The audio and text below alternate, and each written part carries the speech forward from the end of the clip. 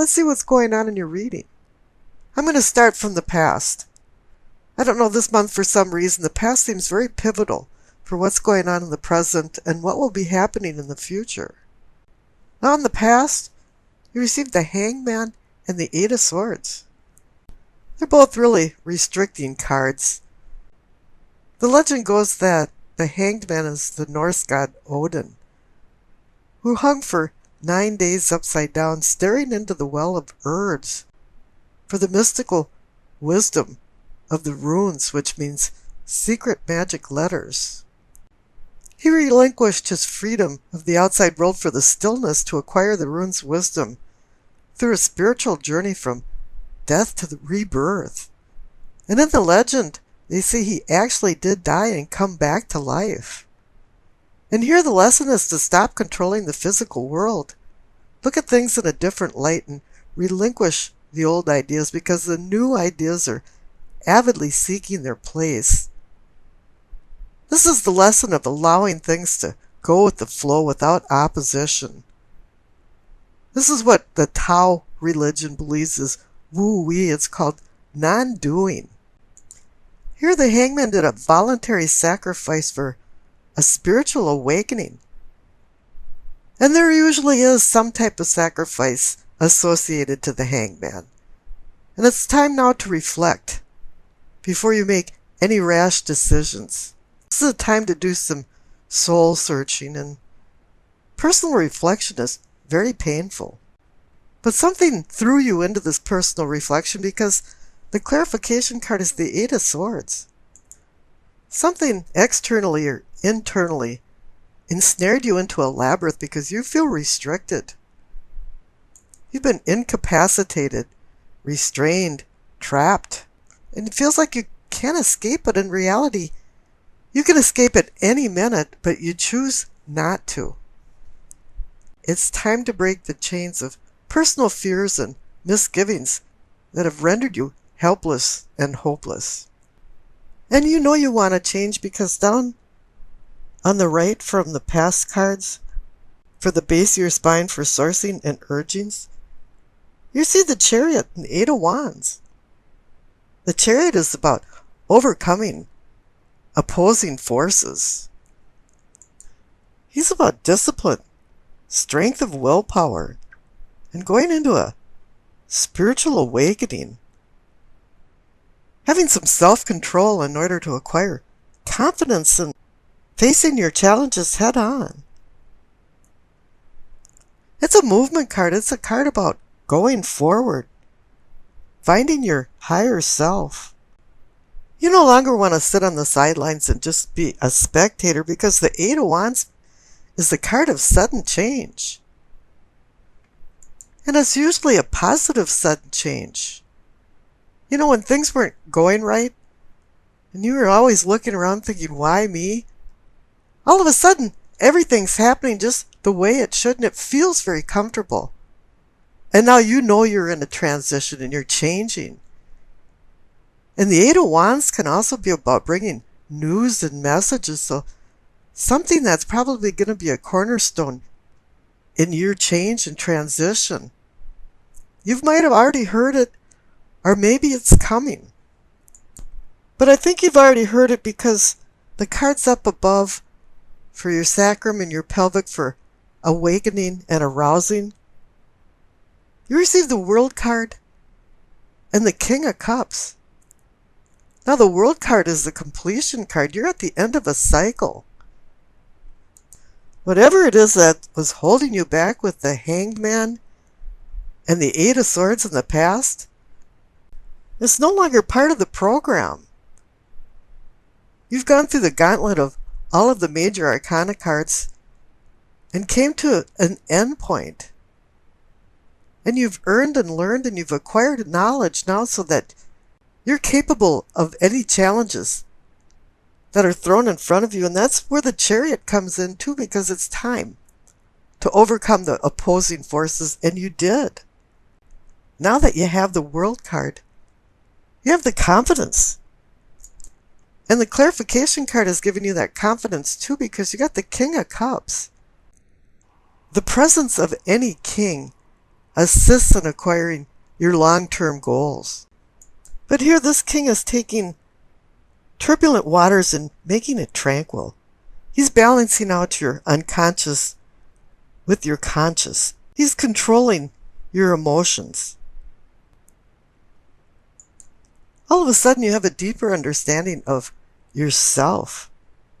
You've gotten to the point where you know thyself. And you're starting to treat yourself with respect and as well other people. You're going to find that there's going to be a dramatic change in how you handle your interpersonal interactions. The King of Cups has taught you to maintain your composure in the midst of a wild sea of difficult situations, for you to find serenity. Now, he might be molten lava on the inside of emotions, but he's stolid and able to handle his emotions on the outside and has self-control. Now, the cards up above for your solar plexus receive the Lovers and the Three of Wands. Here it is now that you can control your emotions. You're able to manifest some deeper emotional bonds and harmonious relationships. And the Lovers card is about making decisions between vice and virtue.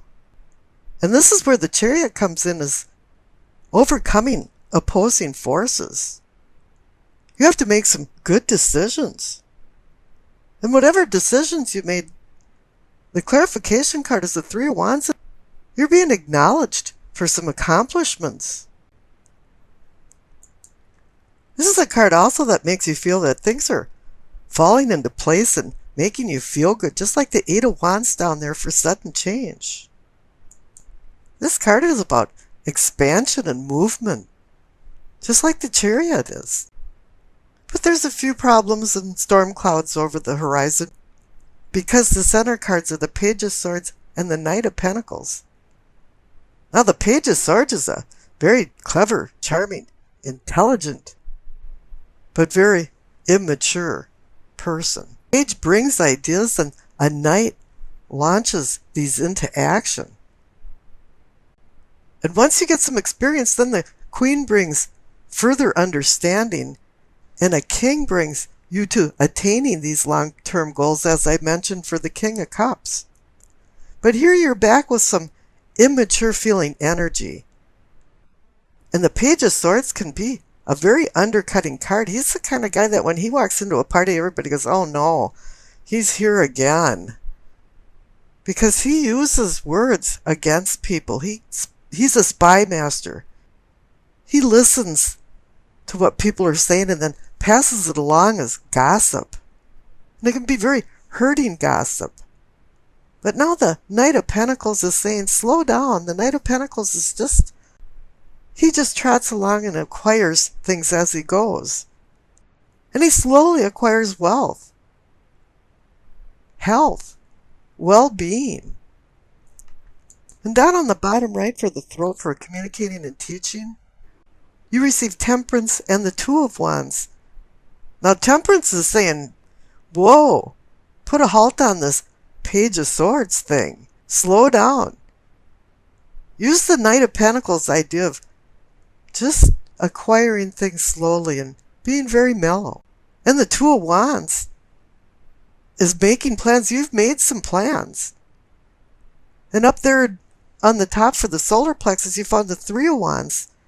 But it's kind of telling you to rethink some of these plans and kind of get this Page of Swords energy out of the picture. And up above for your third eye for seeing and envisioning, you receive the Four of Cups and the Four of Wands. 2 4 cards. The Four of Cups is a contemplative card like the Hanged Man is. All of a sudden you're saying, well, wait a minute now. The Knight of Pentacles says maybe I should slow down a little bit. And I got the Temperance card that's saying, yeah, I should temper my behavior, my decisions. And I got the card about planning again instead of going forward. So maybe I should rethink some things. And now you have the clarification card of the Four of Wands, and you've got the 2, 3, and 4. But the Four of Wands is saying, yeah, this is another celebration card. Is saying, yeah, you've made some success. This is like a rites of passage card for some type of accomplishment, graduation, anniversaries, weddings. And maybe you are being honored for your accomplishments. Now up above for the crown for knowing and understanding, you receive the King of Pentacles. Here's another king, a person that's going to assist you in acquiring your long-term goals, and he's offering a pentacle. This is earth, health, wealth. But here I think it's more health and well-being, because the clarification card is the Ten of Cups. The card with the rainbow of cups, so you can glimpse a little bit of heaven over the rainbow. It's a card about happiness and contentment. And typically, happiness in your family and home. And here you receive the Lover's card over the solar plexus for deepening your emotional bonds and having more harmonious relationships. How wonderful. Now we've discussed the past and some of the restraints involved in it. Let's skip over to the future. You receive the King of Cups again and the Ace of Swords. So now you receive the King of Cups in your spiritual awareness. And it's telling you that you had a spiritual awakening. Whatever happened with the lack of emotional control with the Page of Swords is now history. In the future, you're going to be commanding your emotions and the relationships with other people. Now the Ace of Swords is indicating that it's been a long and hard journey to get where you're at for a new beginning. Because the King of Cups over on your unconscious side was conjoined with the World card. And here in your future now, the King of Cups is conjoined with the Ace of Swords, a new sword reality beginning. This page brings thoughts, ideas, and opinions, as well as news and messages. He's been bestowed with mental acuity, and I consider him the brainiac of the sword suit. But you know, he has a really immature attitude towards things, and he doesn't have any emotional control, and he has very little experience. He's the kind of guy that just says jaw-dropping things that's very insulting to people. It might be a virtue to be honest, but you just can't have candor like that. He wants you to reevaluate your goals to make sure that they're realistic. But then again, he'd prefer to ask forgiveness before he would go ahead and just ask permission to do something. As with all of the sword suits, though, there's two edges to a sword, and the negative side of this is that there can be some acts of deception. And he's kind of a spy master kind of guy that runs around and tries to get information on people, dirt on people, so he can start rumors and gossip. That can be very injuring and harmful to other people. And at times he lacks diplomacy. He really isn't the kind of guy that you want as a neighbor or a co-worker. You know, when he walks into a party, and as usual, uninvited, everybody goes, "Oh no." Now the Emperor is completely opposite to that. He's the mature man, or the patriarch of the family, that organizes things and puts things into structure. Make sure everybody has responsibilities. And then sets rules and regulations for boundaries. So everybody knows what's going on and they're on the same page. You know, the Page of Swords and the Emperor is kind of like the satire of the devil and the angel on your shoulders, and the Page of Swords is saying, just go for it, the hell with everybody else, and the Emperor's going, no, you have to make some considerations. Now the Emperor has emotional control, and the Page of Swords is just learning how to deal with emotional control. Now, so it's up to you and your free will which persona you would like to take, the Page of Swords or the Emperor. And it seems like This week, maybe you're vacillating in between both of them. You can be this immature child one minute and be this really mature man or woman the next. Whatever you decide this week, you're going to be moving from more turbulent waters to more tranquil waters because you received the Six of Swords. So hopefully you're moving from the Page of Swords persona to the Emperor's posture. Whatever it is, the Six of Swords is telling you it's time to plot a new course of action. And think about where you've been and what you're doing now and where you want to go in the future. And this card is here to help you with a seamless transition of change. And since this card is about movement, it can be maybe you traveling, going on vacation, going on an adventure or journey. But this doesn't have to be a physical journey. It can be a journey of the mind, too, and your thinking and mental acuity. Because the swords does mean mind, and it means mind over matter. And really, you have to decide what matters to you in your life. Now, I rolled the dice and you received Capricorn, the moon, in the 11th house. Now, with the moon in the 11th house, it makes me think of the Beatles song, Need a Little Help from Your Friends. Because that kind of sums up your emotional fulfillment that comes from this week. It's from friends and family and their support. You figure that there must be an easier and better way of doing business. That's why you've got the Six of Swords there, because you want to move on. And you're seeking out these new ways with the Emperor by your side. And you figure, well, realistically, you can't do all this alone, so you're going to take the me attitude and add we into the party because of the 11th house. It's a house of networking and other people. Your inquiring mind wants to know about many things this week, and you feel the need for opinions and feedback from others because you're really not too sure what to think. And I can see that when you're straggling the line between the Emperor and the Page of Swords, you're not sure what to think. However, even though you canvass and ask people for their opinions, sometimes you just don't agree with their opinion, and then you become really mouthy with them like the wily Page of Swords. And you become insulting. So then, the teamwork goes back from we to me. By the end of the week, you might not feel like you've completely resolved all the issues that you canvassed.